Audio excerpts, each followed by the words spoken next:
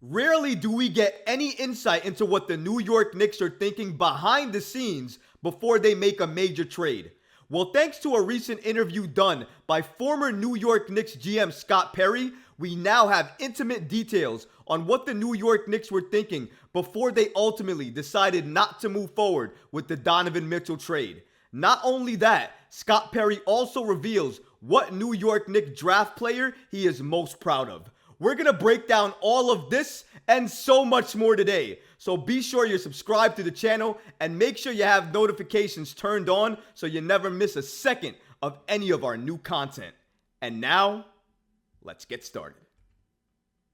Former New York Knicks GM Scott Perry revealed some details on the Donovan Mitchell trade and ultimately why the New York Knicks decided not to move forward with that deal. Now, if you're like me, you wanted Donovan Mitchell on the Knicks. And when the New York Knicks did not decide to move forward with that, it had to break your heart a little bit. Now, we heard the trade packages, we heard what was on the table, and we heard feelings from both sides. And ultimately, a deal didn't get done.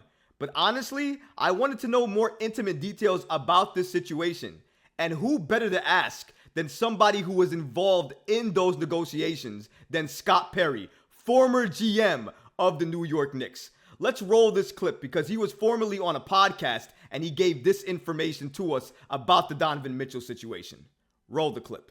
Donovan Mitchell, who's an excellent basketball player, multi-year All-Star, tremendous young man, New York kid. But you got to ask yourself, if the other team that you're trading with is wanting to take 2/3 or 3/4 of all of your good young talent and all of your draft capital, is what is left behind going to be good enough for you to win or be better than what you are, if you just hold on to what you have and be a little patient. So that's the thought process in that. And obviously we made a push to trade for him, but it was going to be done within reason. We felt that because he was a good player, but he needed more around him to win. Because if he was that singular force, Utah probably would have been in the conference finals if he was that singular force. But he wasn't that singular force. Again, and that's not a criticism on him. That's just an evaluation that you must make.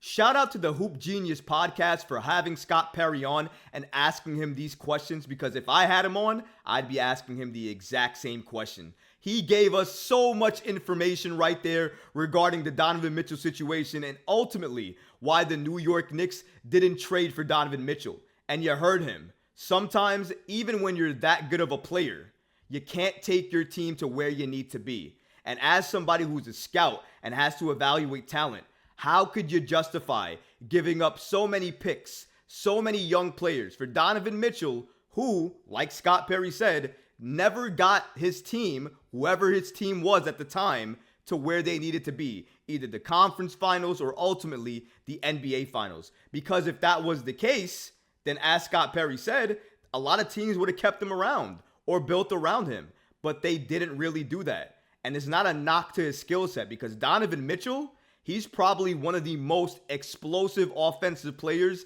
in the NBA today. This is not a knock toward him. I love Spida. I want him on the Knicks. I hope the Knicks can get him. Honestly, that's my position on it. But you have to take what Scott Perry said here and listen to it, because he's making some good points here. It's not to say that the New York Knicks didn't want Donovan Mitchell. It's to say that they didn't want to give up so much to get Donovan Mitchell, because they felt like if they did that and got Donovan Mitchell and what he said couldn't surround him with really anything, does that help you win? Does that help you compete? Is that helping build a championship contender in the East for the New York Knicks? And ultimately, the New York Knicks, Scott Perry as well too, thought the answer to that was no. So they went ahead and said, you know what? I don't want to give up the farm to get Donovan Mitchell and not be able to surround him with enough pieces that I feel like I can contend in the East with. And I think it's okay to look at it from that regard, especially from what you heard with Danny Ainge. A lot of people around the situation told everyone, especially somebody that I had on the show before, and Mark Berman, who explicitly told me that the New York Knicks could have given Danny Ainge anything, and he wasn't going to do business with them unless he could, quote unquote, rob them blind. Since that was the case, it didn't matter what the New York Knicks could offer in terms of a fair deal, because Ainge apparently didn't want a fair deal. He wanted everything. So maybe that's why the New York Knicks, in knowing that, did not go after Donovan Mitchell. And maybe they'll have a better chance dealing with Cleveland or in free agency when he can make his own decision on where he wants to play. But I think that's what the New York Knicks are looking forward to and looking into right now. Unfortunately, at the time, it did not make sense to go after Donovan Mitchell or get him because the asking price was too high for a player of his caliber. But if that same offer was on the table, maybe for a Joel Embiid, maybe they would have done it, because there are levels in terms of skill sets and differences between the two players. I think it's not outrageous to say that Donovan Mitchell is not on the same level as Joel Embiid. And that's okay. He doesn't have to be on the same level as Joel Embiid to be an impactful and very good player, which he is, and which he would absolutely be for the New York Knicks. So I think the Knicks should absolutely look into trying to get Donovan Mitchell at some point in time when he becomes available, because I absolutely believe that Donovan Mitchell will become available at some point in time this season, especially if Cleveland gets off to a slow start. We'll see what happens in that regard, but I want to also talk about something else that Scott Perry mentioned, because he only didn't talk about the Donovan Mitchell situation.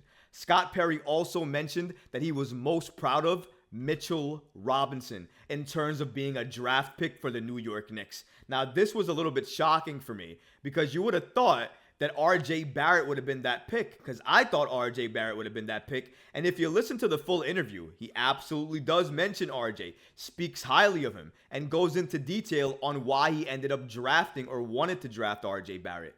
But the way he speaks about Mitchell Robinson in the following clip you're about to hear says all you need to know in terms of how far Mitchell Robinson has come in this stage of his career.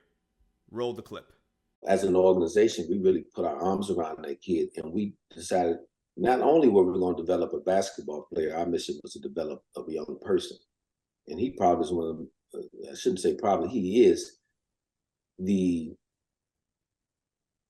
player that I may be most proud of in my 23-year career, understanding where he came from. Mitchell wouldn't say two words when we first got him. And when we, now he was hosting, at one point in New York, he was hosting his own little segment on Knicks Live, where you couldn't keep it quiet. And so to see that growth, and he's been the starting center for the last 5 years. So he's become a great story. He may be the player I'm most proud of in my 23-year career. What a statement. Such high praise for our center in Mitchell Robinson. And the reason he said that is because exactly what he mentioned, where Mitchell Robinson has come from, where he started to where he is right now. When he started, he was nowhere near a starting center in the NBA. And now, he's probably one of the best defensive centers in the entire NBA. That's a statement. Do you remember when he used to play early on? Foul, foul, foul. Always constant foul trouble. And now, he's usually out of foul trouble. He usually never racks up more than 4 or 5 fouls at the most at his position, given what he does on the defensive end for the New York Knicks. Blocking shots, getting rebounds, cleaning up the glass, being a terror to other opposing guards when they're trying to go up against him and shoot over him. I see it, you see it, we all see it, but more importantly, Scott Perry sees it. This was such a huge statement. You have to understand that. This man has been in the business for 23 years. 23 years. And after 23 years, the statement that you hear, the statement that you get is that he's most proud of Mitchell Robinson. If Mitch saw that, it had to put a smile on his face. It had to make him feel real good, because honestly, when somebody who's been part of drafting you, says that he's most proud of you in his entire illustrious career, it has to mean something. If Mitch wasn't already motivated to show the league what he can do and be even more of a terror this season, this is going to put even more motivation on him. Scott Perry saying this means a lot, I'm sure, to Mitchell Robinson. It means a lot to New York Knicks fans who love Mitch and has been behind Mitch for his entire career. And I'm sure that we're going to see the best Mitchell Robinson we've ever seen this season, especially given the season he's coming off of last year, that playoff performance against the Cavs. So many people were giving him praise and saying he's one of the best players during that series. And I think he's going to repeat as being one of the most impactful players for the New York Knicks this season. But my goodness, Scott Perry gave us so much great insight here. If you haven't watched the full interview that he did with the Hoops Genius podcast, you have to go ahead and do so, because he gave us so much amazing information, so many hidden gems. Listen to the full podcast. I urge you to do so. It'll help you. It'll grow your knowledge as a basketball fan. But let me know in the comments, guys. What did you think about Scott Perry's comments? Not only about the Donovan and Mitchell situation, but about what he said about Mitchell Robinson. Let me know in the comments, because honestly, guys, I would love to hear from you. But that's going to do it for this episode. I hope you enjoyed it. And if you did, go ahead and smash that like button. Leave a comment below. But of course, guys, please subscribe to the channel. Until next time, Knicks fans. Peace.